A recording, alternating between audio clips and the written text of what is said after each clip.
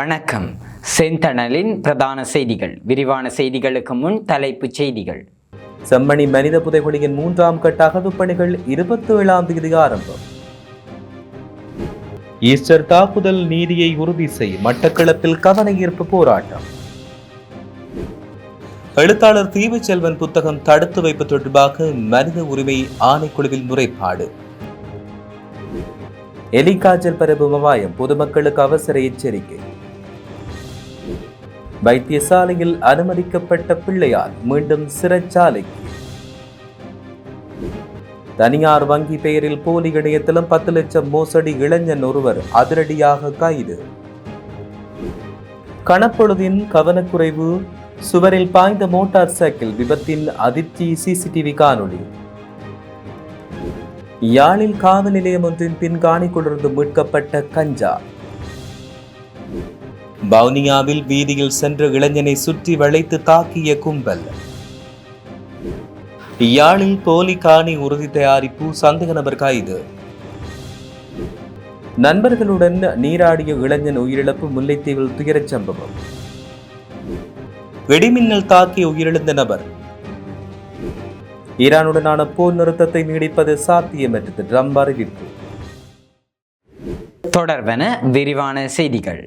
செம்மணி மனித புதைகுழியின் 3ஆம் கட்ட அகழ்வுப் பணிகள் எதிர்வரும் 27ஆம் தேதி ஆரம்பமாக உள்ளன. செம்மணி மனித புதைகுழியில் இதுவரை 2 கட்டங்களாக மேற்கொள்ளப்பட்ட அகழ்வுப் பணியின் போது 240 மனித எலும்புக்கூட்டு எச்சங்கள் அடையாளம் காணப்பட்ட நிலையில் 239 எலும்புக்கூட்டு எச்சங்கள் அகழ்ந்தெடுக்கப்பட்டுள்ளன. மேலும் எலும்புக்கூடுகள் அந்த பகுதிகளில் காணப்படுவதால் 3ஆம் கட்ட அகழ்வு பணிகளை முன்னெடுக்க வேண்டும் என்றும் அதற்காக 8 வார காலப்பகுதி தேவை என்றும் சட்ட வைத்திய அதிகாரி மன்றில் விண்ணப்பம் செய்ததற்கு அமைய 3ஆம் கட்ட அகழ்வு பணிகளுக்காக நீதிமன்றால் அனுமதி வழங்கப்பட்டுள்ளது. இந்நிலையில் பருவமழை மற்றும் காலநிலை சீரின்மை காரணமாக 3ஆம் கட்ட அகழ்வு பணிகளை முன்னெடுக்க முடியாத நிலைமை ஏற்பட்டதோடு புதைக்குழிக்குள் மழை வெள்ளம் நிறைந்து காணப்பட்டது. 2ஆம் கட்ட அகழ்வு பணிகள் 45 நாட்கள் முன்னெடுக்கப்பட்டு செப்டம்பர் 6ஆம் தேதியுடன் நிறைவு பெற்ற நிலையில் 3ஆம் கட்ட அகழ்வு பணிகள் தற்போது சுமார் 8 மாத கால பகுதிக்கு பின்னர் மீண்டும் எதிர்வரும் 27ஆம் தேதி ஆரம்பமாக உள்ளதாக தெரிவிக்கப்படுகின்றமை குறிப்பிடத்தக்கது. ஈஸ்டர் தாக்குதல் நடைபெற்று 7 ஆண்டுகள் நிறைவு பெற்ற நிலையில் அதற்கு நீதி கோரி கவனஈர்ப்பு போராட்டம் ஒன்று முன்னெடுக்கப்பட்டுள்ளது.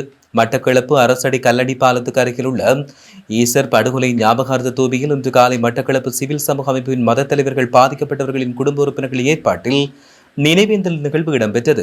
குண்டு தாக்குதலில் உயிரிழந்து பாதிக்கப்பட்டவர்களின் உறவினர்கள் மற்றும் பொதுமக்கள் என பெருமளவானவர்கள் இதில் கலந்து கொண்டனர். இதன்போது நினைவு தூபியில் மெழுகுவர்த்தி ஏற்றப்பட்டு மலர் அஞ்சலி செலுத்தப்பட்டது. அதைத் தொடர்ந்து ஈஸ்டர் குண்டு தாக்குதல் தொடர்பில் நீதியை நிலைநாட்டுமாறு வலியுறுத்தி கவனஈர்ப்பு போராட்டம் ஒன்று முன்னெடுக்கப்பட்டது. இன்றைய தினம் ஈஸ்டர் தாக்குதலுக்கு இலக்காகி நினைவஞ்சலி இடம்பெற்ற இடங்களில் பாதுகாப்பு பலப்படுத்தப்பட்டதோடு இராணுவத்தினர், போலீசார் பாதுகாப்பு கடமையில் ஈடுபட்டிருந்தமையும் குறிப்பிடத்தக்கது. இந்தியாவில் இருந்து எனக்கு முகவரியிடப்பட்டு அனுப்பப்பட்ட 5 வகை புத்தகங்களில் 360 பிரதிகள் இலங்கை சுங்க திணைக்களத்தால் கையகப்படுத்தப்பட்டுள்ளதாக தெரிவிக்கப்பட்டுள்ளது. குறிப்பாக கடந்த மார்ச் 18ஆம் தேதி தொடக்கம் தடுத்து வைக்கப்பட்டுள்ளதாக எழுத்தாளர் தீவுச்செல்வன் தெரிவித்தார். நாட்டின் ஒருமைப்பாட்டுக்கு எதிரான கருத்துக்கள் உள்ளதாகவும் பாதுகாப்பு மற்றும் கலாச்சார அமைச்சின் அனுமதியுடன் புத்தகங்கள் விடுவிக்கப்படும் என்று தெரிவிக்கப்பட்டுள்ளது. கடந்த 17ஆம் தேதி கலாச்சார அமைச்சில் கலந்துரையாடல் ஒன்று இடம்பெற்றது. புத்தகம் தடுத்து வைக்கப்பட்டமை தொடர்பாக அதன் சட்டங்கள் தொடர்பாக குறித்த கூட்டத்தில் உரையாடப்பட்டது. எனது இலக்கிய எழுத்து செயற்பாடு குறித்தும் குறித்த புத்தகங்களினுடைய முக்கியத்துவம் குறித்தும் அந்த கூட்டத்தில் என்னுடைய கருத்துக்களை தெரிவித்தேன். இலங்கை கலைக்கழகத்தின் உறுப்பினர்கள் இந்த கூட்டத்தில் கலந்து கொண்டதோடு என் சார்பில் சிங்கள தமிழ் எழுத்தாளர்களும் சிங்கள சட்டத்தணிகளும் கலந்து கொண்டதாகவும் அவர் இதன்போது தெரிவித்தார். புத்தாண்டு காலத்தில் நடத்தப்படும் பாரம்பரிய விளையாட்டின் போது எலிக்காய்ச்சல் பரவும் அபாயம் உள்ளதாக பொது சுகாதார பரிசோதகர்கள் எச்சரிக்கை விடுத்துள்ளனர். பெரும்பாலான புத்தாண்டு நிகழ்வுகள் நீர்நிலைகள், சிறிய குளங்கள் மற்றும் வயல்வெளிகளுக்கு அருகில் இடம்பெறுகிறது. இந்த பகுதியில் விளையாட்டுகளில் ஈடுபடுவது எலிக்காய்ச்சலை உண்டாக்கும் பிரிவினுடன் நேரடி தொடர்பை ஏற்படுத்தி நோய் பரவும் வாய்ப்பை அதிகப்படுத்தும் என்றும் அவர்கள் சுட்டிக்காட்டினர். பொதுமக்கள் கடும் காய்ச்சல் மற்றும் தசை வலி ஆகிய அறிகுறிகள் குறித்து விழிப்புணர்வுடன் இருக்க வேண்டும் என்றும் தெரிவிக்கப்பட்டுள்ளது. இவ்வாறான அறிகுறிகள் தென்படும் பட்சத்தில் உடனடியாக அருகிலுள்ள மருத்துவமனையில் சிகிச்சை பெற்றுக் கொள்ளுமாறும் தெரிவிக்கப்படுகின்றமை குறிப்பிடத்தக்கது. பிள்ளையார் எனப்படும் கிழக்கு மாகாணத்தின் முன்னாள் முதலமைச்சர் சிவனேசதுரை சந்திரகாந்தன் சிறைச்சாலைகள் மருத்துவமனையில் சிகிச்சை பெற்று வந்த நிலையில் மீண்டும் சிறைச்சாலைக்கு மாற்றப்பட்டுள்ளார்.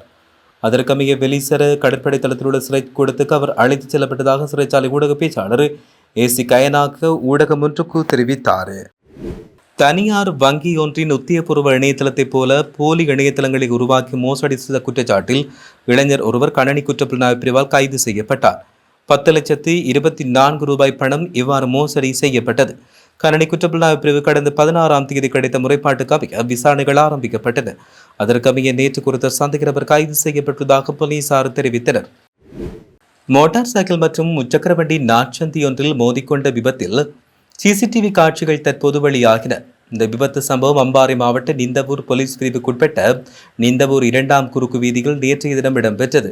இதன்போது குறித்த நாட்சந்தையில் மோட்டார் சைக்கிள் மற்றும் முச்சக்கர வண்டி பயணம் செய்தவர்கள் சந்தையில் கவனக்குறைவால் விபத்துக்குள்ளாகினர். விபத்தில் காயமடைந்த இருவரும் அருகிலுள்ள நிந்தவூர் ஆதார வைத்தியசாலைக்கு சிகிச்சைகளுக்காக அழைத்துச் செல்லப்பட்டனர். விபத்தினுடைய காணொலி அருகிலிருந்த சிசிடிவி கேமராவில் பதிவாகி வெளியாகி விமர்சனத்துக்குள்ளாகியதாகவும் தெரிவிக்கப்படுகிறது. யாழ்ப்பாணத்தில் காவல் நிலையம் ஒன்றின் பிற்பகுதியில் உள்ள வெற்றுக்காணிக்குள்ளிருந்து 10 கிலோகிராம் கேரள கஞ்சா மீட்கப்பட்டுள்ளது. கொடிகாமம் காவல் நிலையத்தின் பின்புறமாக உள்ள வெற்றுக்காணிக்குள் சந்தேகத்துக்கிடமான முறையில் பொதியொன்று காணப்படுவதாக காவல்துறைக்கு தகவல் கிடைத்ததை அடுத்து அங்கு விரைந்த காவல்துறை பொதியை மீட்டு சோதனை செய்தனர். அதற்குள் 10 கிலோகிராம் கேரளா கஞ்சா மீட்கப்பட்டது. அதை மீட்டு காவல் நிலையம் எடுத்துச் சென்ற காவல்துறை அது தொடர்பில் மேலதிக விசாரணைகளை மேற்கொண்டு வருவதாகவும் தெரிவிக்கப்பட்டுள்ளது. வவுனியாவில் இளைஞன் மீது கும்பல் ஒன்று தாக்குதல் மேற்கொண்டதில் கண் பார்வை இழந்துள்ளதாக தெரிவிக்கப்பட்டுள்ளது. வவுனியா பெரியார் குளம் பகுதியில் இளைஞர் ஒருவர் மீது இனம் தெரியாத கும்பல் நடத்திய கொடூர தாக்குதலில் அந்த இளைஞர் படுகாயமடைந்ததோடு அவரின் கண் பார்வையும் பாதிக்கப்பட்டுள்ளது.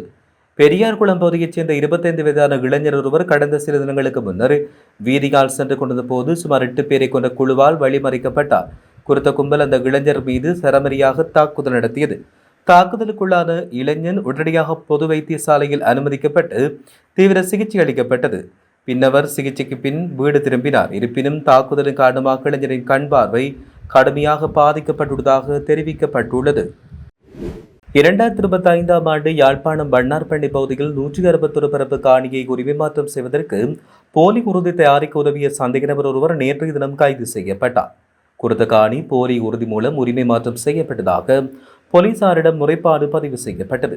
அந்த வகையில் யாழ்ப்பாணம் மாவட்ட சிரேஷ்ட போலீஸ் அத்தியட்சகரின் கீழ் இயங்கும் போலீஸ் புலனாய்வு பிரிவுக்கு கிடைத்த ரகசிய தகவலின் அடிப்படையில் யாழ்ப்பாண கஸ்தூரியார் வீதி பகுதியில் வைத்து யாழ்ப்பாண மாவட்ட நிதி மோசடி பிரிவால் இந்த கைது இடம்பெற்றது. இவ்வாறு கைது செய்யப்பட்டவர் கற்பட்டி பகுதியைச் சேர்ந்தவர் என்று தெரிவிக்கப்படுகிறது. அவரிடம் விசாரணை மேற்கொண்ட பின் நீதிமன்றத்தில் முற்படுத்துவதற்கான நடவடிக்கைகளை போலீசார் மேற்கொண்டு வருவதாகவும் தெரிவிக்கப்படுகிறது. முல்லைத்தீவு புதுக்குடியிருப்பு பிரதேசத்துக்கு உள்ளிட்ட கல்லியடி பகுதியில் உள்ள பேராற்றில் நண்பர்களுடன் நீராடிய இளைஞர் ஒருவர் நீரில் மூழ்கி உயிரிழந்தார். இச்சம்பவம் நேற்று முன்தினம் இடம்பெற்றது. புதுக்குடியிருப்பு 10ஆம் வட்டாரத்தைச் சேர்ந்த 20 வயதான இளைஞனே இவ்வாறு நீரில் மூழ்கி உயிரிழந்தார். உயிரிழந்தவரின் உடலம் புதுக்குடியிருப்பு ஆதார வைத்தியசாலையில் வைக்கப்பட்டதோடு சம்பவம் தொடர்பான விசாரணைகளை புதுக்குடியிருப்பு போலீசார் மேற்கொண்டு வருகின்றனர். இலங்கையில் வெயில் காலங்களில் நீர்நிலைகளில் ஏற்படும் உயிரிழப்புகள் ஒரு பாரிய சமூக பிரச்சனையாக உருவெடுத்துள்ளது. குறிப்பாக விடுமுறை காலங்களில் வறட்சியான காலநிலையில் இவ்வாறான அர்த்தங்கள் அதிகம் இடம்பெறுகிறது. அதிக வெயிலில் உடல் சூடாக இருக்கும்போது திடீரென்று குளிர்ந்த நீரில் இறங்கும் போது உடலில் தசைப்பிடிப்பு ஏற்படலாம். இது நீச்சல் தெரிந்தவர்களை கூட ஆபத்தில் தள்ளும். வெயிலால் ஏற்படும் உடல் சோர்வுடன் நீந்த போது களைப்பு ஏற்பட்டு நீரிலிருந்து வெளியேற முடியாமல் போகும் நிலை ஏற்படலாம் என்றும் எச்சரிக்கை விடுக்கப்பட்டுள்ளது. இடிமின்னல் தாக்கியதில் உயிரிழந்த சம்பவம் ஒன்று நேற்று இரவு 7 மணிக்கு இடம்பெற்றது. இந்த சம்பவம் நேற்று இரவு 7 மணிக்கு நோவுட் போலீஸ் பிரிவில் உள்ள ரோட்ஃபுட் பகுதியில் இடம்பெற்றுள்ளதாக தெரிவிக்கப்படுகிறது.